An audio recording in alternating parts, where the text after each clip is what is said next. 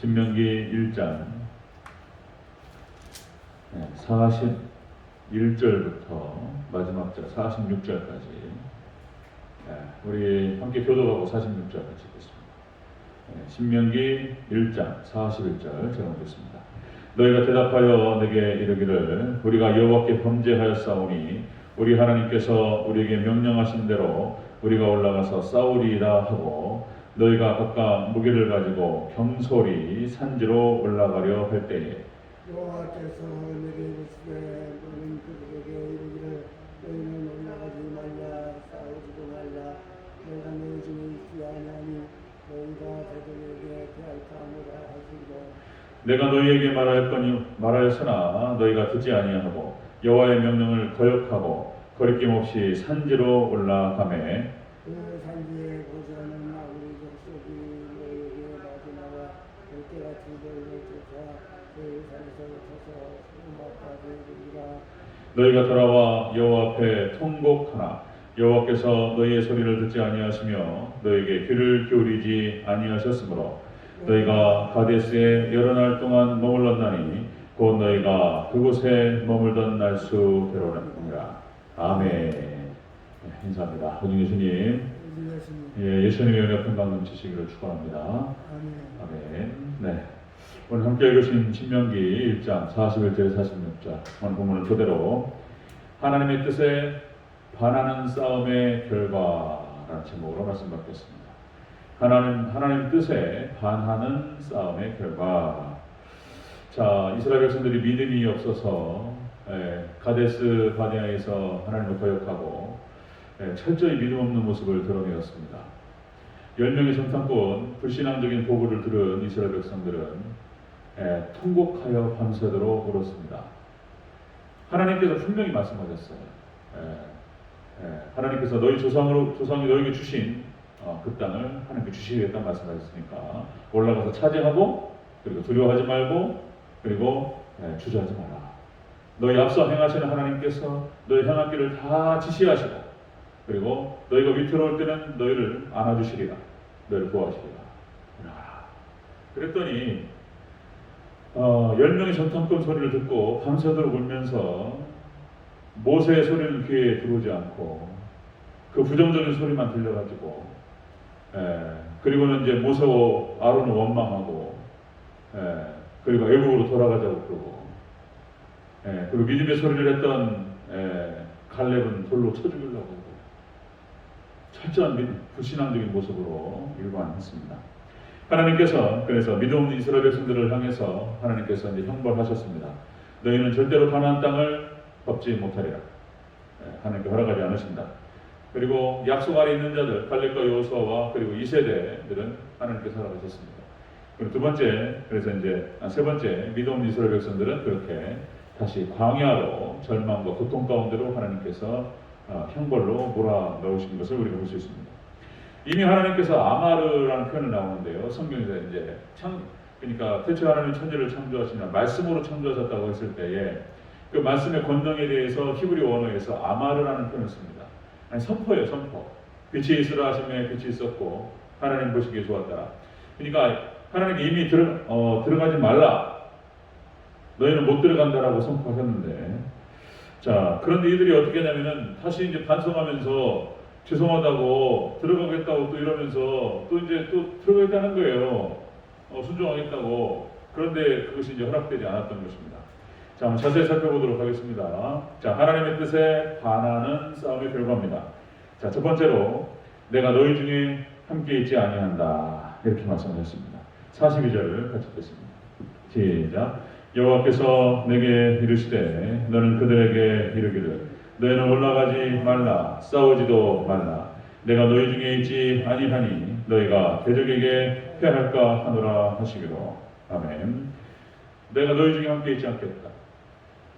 더 이상 함께 있지 않겠다 이렇게 말씀하셨습니다. 하나님 뜻이 그게 아니었어요. 이제 싸우지 말라 이제 이렇게 말씀하셨음에도 불구하고 올라간단 말이에요. 그러니까 이제 함께 있지 않겠다고 말씀하셨습니다. 민수기에서 보면 이제 하나님께서 멸시를 당했다고까지 말을 하고 있습니다. 하나님께서 멸시당했다. 이렇게 하나님에 대해서 하나님 백성이라는 자들이 이렇게 멸시를 할 수 있냐? 하나님께서 이제 그렇게 말씀하셨죠.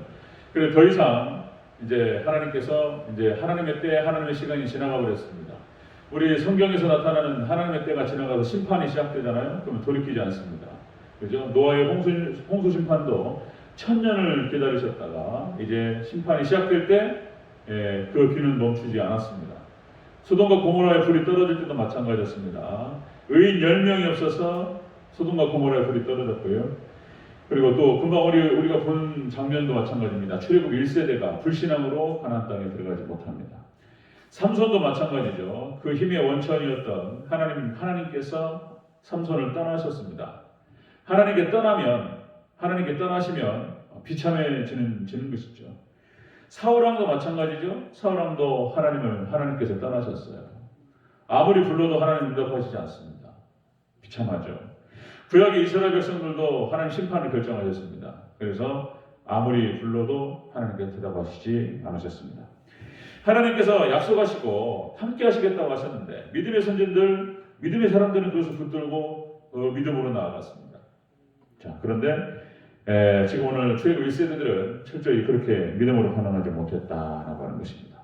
자, 하나님의 뜻에 반하는 전쟁을 펼쳤어요. 싸움을 펼쳤는데 자, 하나님께서 그들과 함께 하시지 않으셨습니다. 자, 두 번째 보겠습니다. 하나님의 뜻에 반하는 싸움의 결과 첫 번째는 하나님께서 함께 하시지 않으셨고 두 번째는 아모리 족속에게 패배를 당합니다. 44절 같이 읽겠습니다. 시작.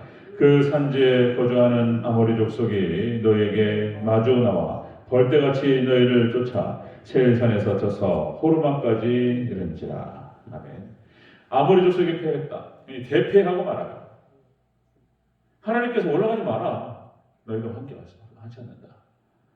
올라가지 마라. 그냥 굳이 또 올라갔단 말이에요. 또 이것도 다 불순종이에요. 이것도 불순종이에요.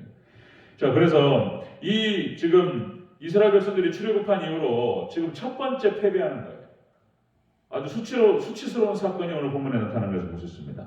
이 기록이 민수기서 14장 39절 45절에 잘 기록되고 있습니다. 이 사건이 첫 번째 패배한 사건이 잘 기록되고 있는데요. 여기 아모리 족속이라고 표현되고 있는데요. 이 신명기에서는 자, 여러분들 이것이 이제 가나안 족속이라고 나와요. 민수기에서는. 그리고 가나안 족속 안에 아말렉까지 포함되어서 이스라엘 백성들이 대패하는 그런 장면이 나옵니다. 그러니까 하나님께 도와주시지 않으니까 이스라엘 백성 선택된 백성이 뭡니까? 하나님 도와주실 때 하나님 백성이잖아요. 삼손이 뭡니까? 삼손에 하나님의 능력이 함께 하시지 않는 삼손이 무슨 능력이 나타나겠습니까? 하나님 능력이 떠나버렸었어요. 하나님의 능력이 떠나버린 삼손은 아무것도 아닌 거예요. 비참해지는 거예요. 머리털 깎이고 두 눈 뽑히고 아무 힘도 못 쓰는 거예요. 우리 하나님 백성들이 하나님 능력이 떠나버리시면 세상에서 아무것도 아닌 거예요. 비참해집니다. 자, 여러분들 그렇게 사울왕도 마찬가지죠. 아까 말씀드렸듯이 사울왕도 비참해지는 것이고요. 아합왕도 또 마찬가지였다는 것입니다. 하나님의 뜻에 반하는 싸움, 그 결과는 그렇게 하나님께서 함께하지 않으셨고 그리고 비참하게 패배하고 말았습니다. 자, 세 번째 봅니다. 하나님의 싸움, 하나님의 뜻에 반하는 싸움의 결과 세 번째. 자, 여호와 앞에 돌아와 통곡하나 듣지 않으셨다. 이렇게 기록됩니다. 46절 전체 다시 한번 읽겠습니다. 45절 있습니다. 45절 시작. 너희가 돌아와 여호와 앞에 통곡하나 여호와께서 너희의 소리를 듣지 아니하시며 너희에게 귀를 기울이지 아니하셨으므로. 아멘. 싸우고 대피하고 망가져가지고 돌아와서 이들이 통곡하고 울었습니다. 그러나 하나님께서 듣지 않으셨다. 자, 여러분들 이렇게 하나님의 뜻에 반하는 싸움을 했다. 하나님께서 그걸 허락하지 않으셨어요. 자, 그랬더니 하나님께서 역시 함께 하시지 않으셨고 그리고 대패하고 아주 크게 패했어요. 그리고 이제 슬피 울며 부르짖는 그런 모습을 볼 수가 있습니다. 자, 여러분들 우리가 신앙생활하면서 자기 불신앙과 자기가 믿음이 없어가지고 하나님께서 두드러 맞고 환난과 공고가 와가지고 우는 거 있잖아요. 교회 와가지고 있잖아요. 자기 죄 때문에 울고 하나님 용서해 주셔서 눈물로 회개하는 거하고 상관없이 이러는 경우가 있어요. 세상에서 고생하다가 세상에서 이제 막 믿음 없이 살다가 하나님 말씀에 불순종하고 살다가 두드러 맞았어요. 돈도 잃어버리고 시간도 잃어버리고 그리고 건강도 잃어버리고 완전히 그냥 망가져가지고 와가지고 막 울어요. 그것은 그러니까 회개하면서 우는 눈물이 아니고 자기 한 때문에 우는 눈물은 의미가 없어요. 그거는 그러니까 애초에 잘해야 돼요. 우리가 하나님 말씀을 순종하면서. 아멘. 애초에 잘해야 돼. 자기 한 때문에 우는 거는요 의미가 없어요. 하나님 받으시지 않습니다. 자, 여러분들 예레미야서 7장 29절. 자, 예레미야가 뭐라고 표현하냐면은 이제 심판이 결정되었고 이제 울어라 이렇게 선포합니다. 자, 예레미야 7장 29절. 너희의 머리털을 베어버리고 벗은 산 위에서 통곡할지어다. 여호와께서 그 노하신 바 이 세대를 끊어 버리셨습니다. 하나님께 끊어 버리시겠다고 말씀하시면서 울어라. 구약 이스라엘은 그렇게 통곡하게 됩니다. 에스겔서 27장 31절. 그러나 다 너를 위하여 머리털을 밀고 굵은 배로 띠를 띠고 마음이 아프게 슬피 통곡하리로다. 자, 여러분들 마태복음 25장에